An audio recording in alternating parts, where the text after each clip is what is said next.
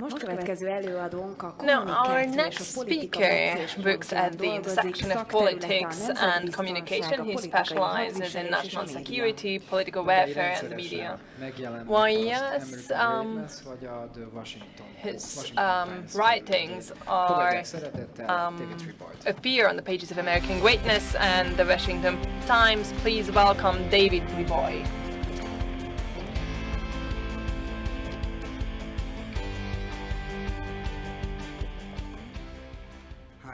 Nagyon boldog vagyok, hogy itt vagyok. Well, thank you very much for having me. I had the honor of working for the Hungarian government as their registered lobbyist in the United States, mostly dealing with American media and trying to get the Hungarian point of view across and into the public conversation. Presenting the case for this wonderful country inside the Beltway was an honor and a privilege. It was rewarding also because of considering my background. I was born in New Jersey, where my parents had met after immigrating to America in the 1960s from Romania. They were both Jews from Transylvania, my mom from Kolozsvár, my dad from Szatmár, and their primary language, as well as those of their parents, was Hungarian. So at my wonderful grandmother's insistence, Hungarian was the first language that I learned at home. After my first day at school, I came home confused. I told my parents that ezek a gyerekek nem tudnak magyarul beszélni. I was exasperated that these kids don't even know how to speak Hungarian. Grandma assured my parents that living in the United States, I would soon learn English, and she was right. Now I need a lot more practice, so I hope I'll be returning to this great country more frequently. But being here feels like home. It's like going to a Hungarian bakery in Florida. Feels like home. It's just like hearing Hungarian spoken on the street, feels like home. And as I began to think about this more as I was coming here, that even as my family is Jewish and from Romania, our love of the Hungarian language, even as we express it in a pretty rudimentary form, is probably why we've always considered ourselves Hungarians. After all, Romania was a place where my family had lived, but I'd never thought of myself as a Romanian. As a Jew, Israel is very significant, both religiously and politically, but I don't speak Hebrew, and that adds a bit of a distance. All this has helped me understand that language is perhaps the most crucial way of tying one to a culture and to a nation. And because it is a small country with a unique language, Hungarians understand this link acutely. The nation exists in a physical form. It's a place where you can come and visit. But it's only land, geography, and buildings, and not so different from the land, geography, and buildings in neighboring countries.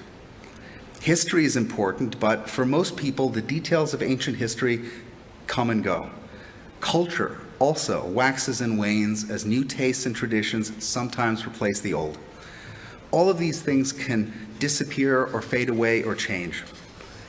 But the Hungarian language cannot disappear, because with it, so will the conception of the unique Hungarian nation apart from its neighbors. It is the key that unlocks reverence for culture and understanding of history that passes from one generation to another over 1,000 years. So it's not surprising that with a language that is constantly endangered due to the size and demographic trends, that Hungary has leaders who have committed themselves to its defense. President Orbán and his government had stood up to some in the EU and the US and other neoliberal or globalist forces, and he said no. To his great credit, he understands that Hungary cannot afford waves of mass immigration from foreigners with no ties to the country, no real way to integrate, and no understanding of the language. In most of my dealings with Hungarian government officials, at some point somebody says, "This isn't the United States. This is a small country." Its population is about 10 million. Ethnologue estimated that there are roughly 3 million native Hungarian speakers outside the country. So that's 13 million people speaking Hungarian. It's not an endangered population, thank God, but its leaders do need to be mindful of the challenges. Hungary's political leadership understands that globalism is the enemy of particularity and of uniqueness. Aside from the economic effects, the kind of connectedness that comes from mass technology was promised as a great opening, allowing people across the world to meet and converse with others, first through the email and the internet, and now with social media. There are civilizational and political effects too. So as we're brought closer together, we become the same. Similar values, similar politics. For more populous countries and more widespread languages, this seems like a great deal. But for smaller countries, it is also a danger. There is a politics and a worldview that comes embedded with this connectedness, and it is left-wing, and uses the powers of social media to consistently radicalize. We see it most clearly with issues of free expression, which they believe should be severely limited to outlaw what they consider disinformation that challenges their worldview. And also we see it in the obsession with new radical identities based on race and now gender. The horrific sexualization of children is part of the left's fulfillment and manifestation of its ideology when it comes to gender and sexuality. Other speakers here have detailed how effective Hungary has been in combating these trends, which emerge from globalism and this new connectedness. But Hungary's successes, even just speaking about them forthrightly, has enraged many. And now Hungary's enemies are quite formidable. Those who have been correctly called globalists, for decades we used to call them liberal internationalists or left-wing or right-wing Wilsonians, will attack Hungary for defending, above all, its sovereignty and the defense of its national survival. They're hostile to these initiatives as they're completely absorbed with their understanding of the world, which is only seen through allegations of racism and other prejudices. Maintaining a sovereign, traditionally minded country with a language and culture seems like the most heinous of crimes. It is being, as they say, on the wrong side of history. These people fill the ranks of the State Department, congressional committee staff, and now the White House. They're pushed by a massive multi-billion-dollar industry of interconnected far-left NGOs, which I call the NGO archipelago. The people are all interchangeable. They move from one part of the ecosystem seamlessly to another.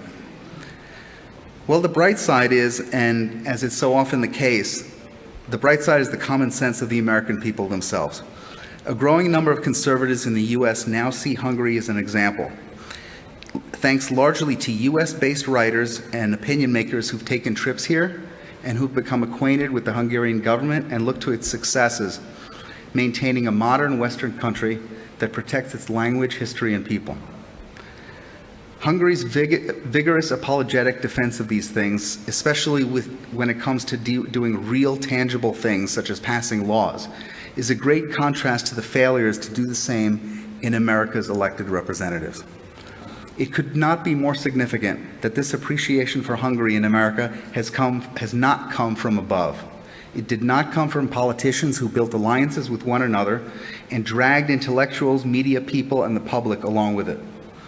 No, we in the commentary class see Hungary as a model precisely because America's leaders have failed. For most of the last half century, the leaders of the American conservative movement have been timid about the use of state power for noble conservative ends. They were libertarians and neoconservatives who, for different reasons, believed that common culture, language, and demographics were important to a nation's survival, but they felt that these things should never be protected using the power of government. Well, that might work while there's widespread agreement about these things.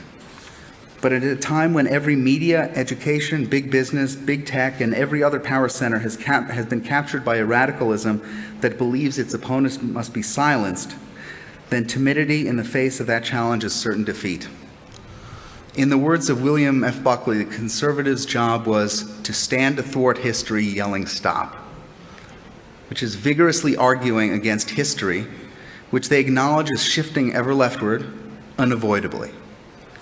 Well, for 2 generations, American politicians embraced this thinking. Many still do, and we on the new right are enthusiastically working to replace them, or to get them to know what time it is, because the hour is late. We see Hungary as the best example of how to maintain freedom for its citizens while protecting the traditional basis for the nation, God, nation, and family, and doing it unapologetically and succeeding. Thank you.